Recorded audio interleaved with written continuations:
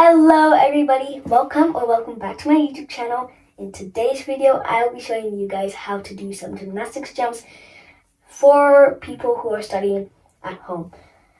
These jumps are going to be super easy and basic, just so that if you're getting used to learning gymnastics at home, you don't need any special equipment. As you can see here, I do not have any equipment, just an empty room. So this is going to be super useful for you if you're learning gymnastics at home, so that you don't need to spend any money on expensive equipment. So let's get straight into it. The first jump we're going to be doing is actually called a straight jump, and from the name, it's literally what it says.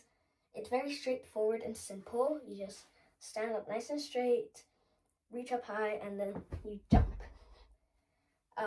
That's literally just it, but it's still nice to practice being as straight as possible, like not bending or arching yourself. So some people go like this or like this. You want to be straight. So in case you need to practice, that is how you can improve your straight jump if you already know how to do one, or how you can learn it in case you're just starting out. Let's move on to the next jump. The next jump is actually called a tuck jump, and just like the straight jump, the name implies to what it is. So you like tuck yourself into a little ball when you're doing this, and I'll show you guys an example. So you get ready. These are just some gymnastics moves that you do to prepare for it, to get momentum. So you start in the front and swing back and lift up the ground. But you don't need to do that in case like you're just doing it for fun or you're just starting out. These are just like the bits you need for momentum. So you start out and you jump. And that is a tuck jump. Once again, very simple and straightforward. You don't need to like go really high. You could go at your own pace.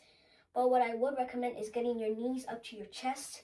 And if you can't do that, at least get them as high as your belly button or your torso. So instead of that, you can maybe do this and work your way up the scale. Let's move on to the next jump. This next jump might be a bit harder because it is actually called a wolf jump. It might be a bit hard for some people, and I know I struggled with doing it. And I still struggle with doing it on the beam, but it's much easier to do on the floor. So a wolf jump is when you do a gymnastics jump and you have one foot straight and the other is bent like this. So I'll show you guys a demonstration. So that is what a wolf jump is.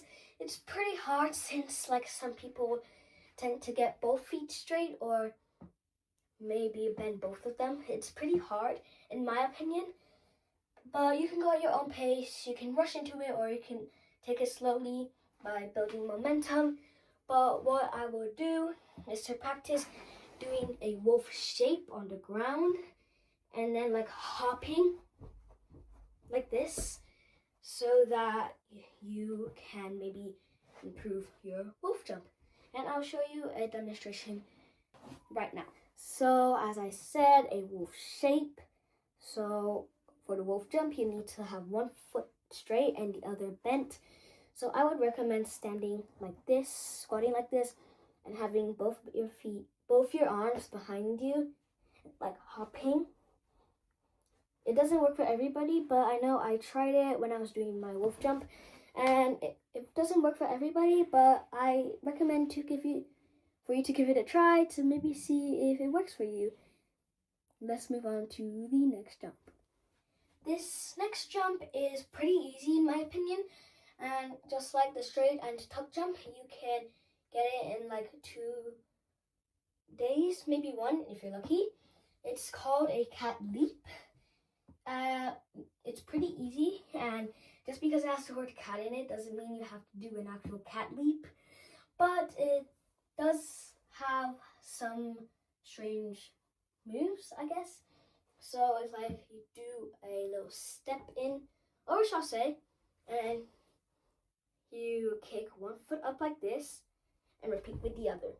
And now I will show you a demonstration. So that is a cat leap. And it has a cousin, I would say, called a scissor kick. So just like scissors, you're slipping. So with this, you're doing a cat leap, but your feet are straight. And you're kicking into it like a scissor kick, as it implies. So that is a scissor kick.